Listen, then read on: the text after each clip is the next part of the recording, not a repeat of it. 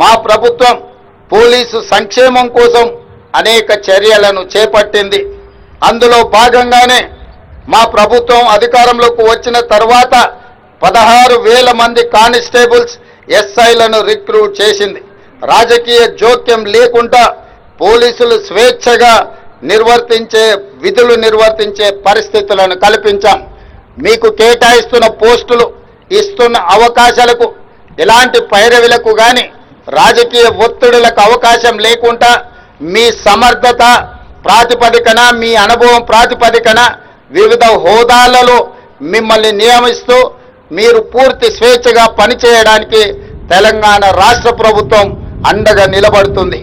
సంఘ విద్రోహ శక్తులు, తీవ్రవాదులు, ఉగ్రవాదుల దాడుల్లో వీర మరణం పొందిన లేదా గాయపడి అంగవైకల్యం పొందిన పోలీస్ అధికారులు, సిబ్బందికి దేశంలో ఎక్కడ లేని విధంగా తెలంగాణలో అత్యధిక నష్ట పరిహారం ఈనాడు మనం అందిస్తున్నాం. విధి నిర్వహణలో వీరమరణం పొందిన పోలీసు కుటుంబాల్లో ఒకరికి ప్రభుత్వ ఉద్యోగం, ఇంటి స్థలం, వారి పిల్లలకు రెసిడెన్షియల్ స్కూళ్లలో ఉచిత విద్య, వైద్యం, బస్ పాస్ సౌకర్యం తదితర పథకాలను అందజేస్తున్నాం. మెడికల్ సీట్లలోనూ పోలీసు అమరుల పిల్లలకు ప్రత్యేకంగా సీట్లను కేటాయిస్తున్నాం.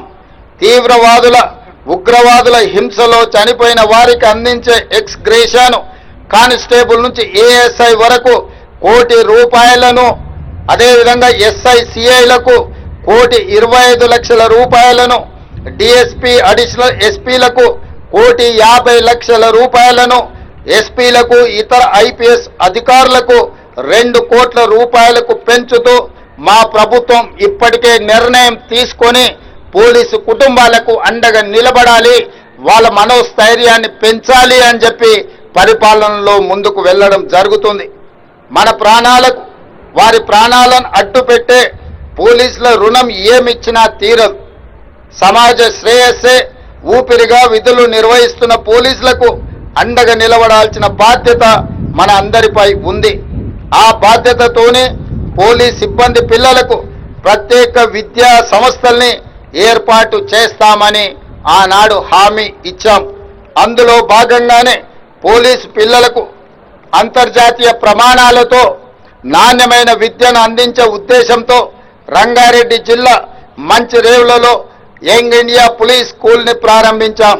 ఇందులో 50% సీట్లు పోలీస్ సిబ్బంది పిల్లలకు, మిగతా 50% సాధారణ పౌరుల పిల్లలకు కేటాయించాం. Olympian boxer Nikhat Zareen, world cup cricket winner Mohammed సిరాజ్కి డిఎస్పీ ఉద్యోగాలు ఇచ్చి పోలీసు ప్రతిష్టను పెంచే విధంగా నిర్ణయాలు తీసుకున్నాం. అదేవిధంగా పోలీసు గౌరవం పెరిగితేనే రాష్ట్ర ప్రతిష్ట పెరుగుతుంది. పోలీస్ శాఖ ఇదే పనితీరును కొనసాగిస్తూ దేశంలోనే అగ్రస్థానంలో నిలబడాలని కోరుకుంటున్నాను.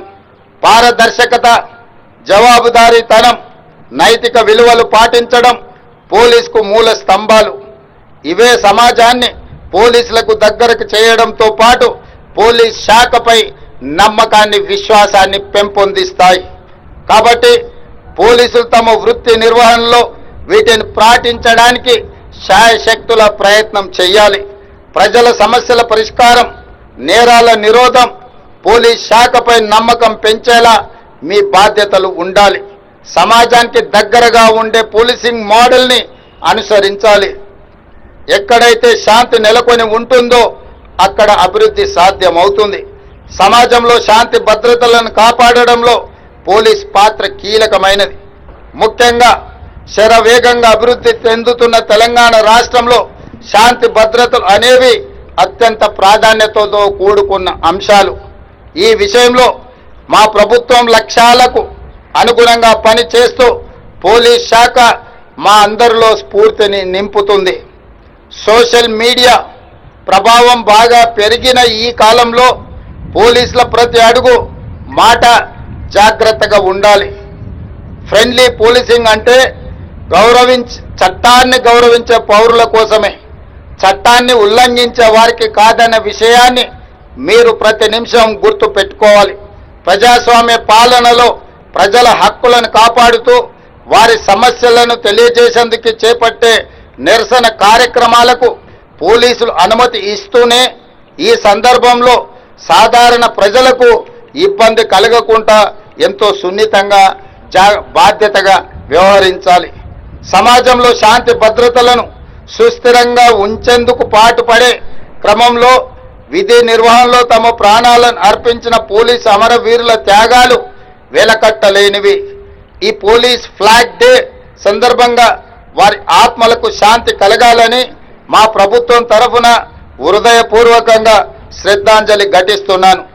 అమరవీరుల కుటుంబాలకు, విధి నిర్వహణలో ప్రాణాలు అర్పించిన వాళ్లకు, విధి నిర్వహణలో నిరంతరం ప్రజా సంక్షేమం కోసం శాంతి భద్రతలను కాపాడడానికి, ఈ రాష్ట్ర ప్రతిష్ట పెంచడానికి ప్రయత్నం చేస్తున్న ప్రతి ఒక్క పోలీసును అభినందిస్తూనే ఈ విద్యుక్త ధర్మంలో ప్రాణాలు అర్పించిన అమరవీరుల కుటుంబాలకు మరొకసారి శ్రద్ధాంజలి ఘటిస్తూ ఈనాడు పోలీసు సేవలని రాష్ట్ర ప్రజలందరూ కూడా గౌరవించాల్సిన బాధ్యత ఉన్నది.